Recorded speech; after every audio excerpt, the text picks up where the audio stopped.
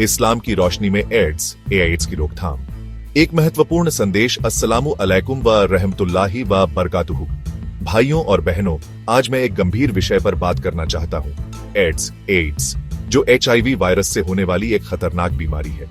यह वायरस मुख्य रूप से असुरक्षित यौन संबंधों, साझा सुई से नशीली दवाओं के इस्तेमाल और संक्रमित रक्त के माध्यम से फैलता है।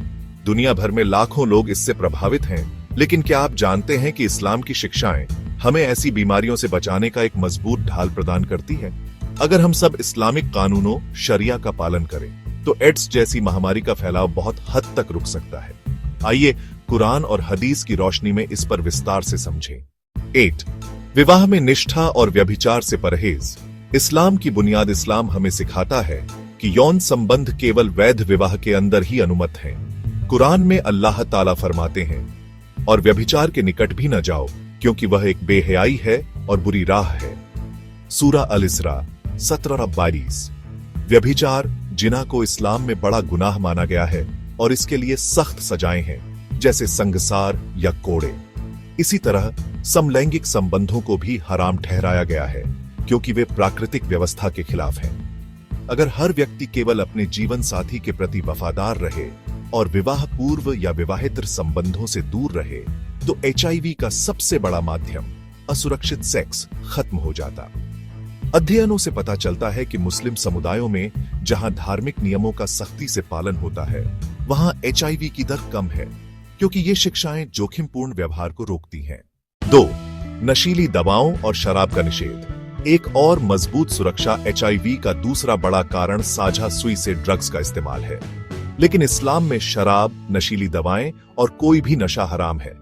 पैगंबर मोहम्मद सल्लल्लाहु अलैहि वसल्लम ने फरमाया, हर नशा करने वाली चीज शराब है और हर शराब हराम है। सही मुस्लिम। अगर हम इनसे दूर रहें, तो सुई से संक्रमण का खतरा खत्म हो जाता है। इस्लामिक देशों में जहां यह नियम लागू है, वहां ड्रग्स से जुड़े HIV के मामले बहुत कम हैं। 3.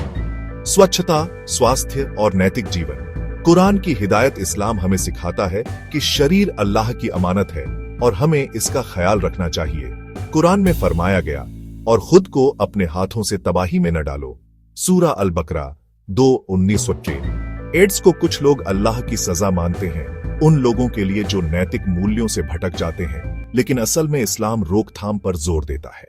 कंडोम जैसे माध्यमिक तरीकों पर भरोसा करने के बजाय इस्लाम नैतिक और पवित्र जीवन को प्राथमिकता देता है। मुस्लिम विद्वान कहते हैं कि अगर पूरी दुनिया इस्लामिक तरीकों को अपनाए, जैसे संयम, वफादारी और स्वच्छता, तो एड्स जैसी बीमारियां लगभग समाप्त हो सकती हैं। 4. एड्स से प्रभावितों के प्रति इस्लाम का दृष्टिकोण। अगर कोई एड्स से पीड़ित है, तो इस्लाम हमें सिखाता है कि हमें उनसे घृणा न करें, बल्कि दया और मदद करें। पैगंबर एसएब ने फरमाया, मुस्लिम वह है जिसके हाथ और जुबान से दूसरे मुस्लिम सुरक्षित रहे। कलंक लगाना या अलग करना गलत है। रादर इलाज, शिक्षा और समर्थन देना चाहिए। भाइयों और बहनों, एड्स कोई अपरिहार्य आपदा नहीं है, यह मानवीय गलतियों का नतीजा है। अगर हम इस्लाम की शिक्षाओं पर अमल करें, तो न केवल एड्स बल्कि कई अन्य बीमारियां भी हमारे समाज से दूर रहेंगी। आइए हम सब मिलकर अल्लाह के हुक्मों पर चलें और एक स्वस्थ, नैतिक समाज बनाएं। क्या आप सहमत हैं? कमेंट में अपनी राय शेयर करें।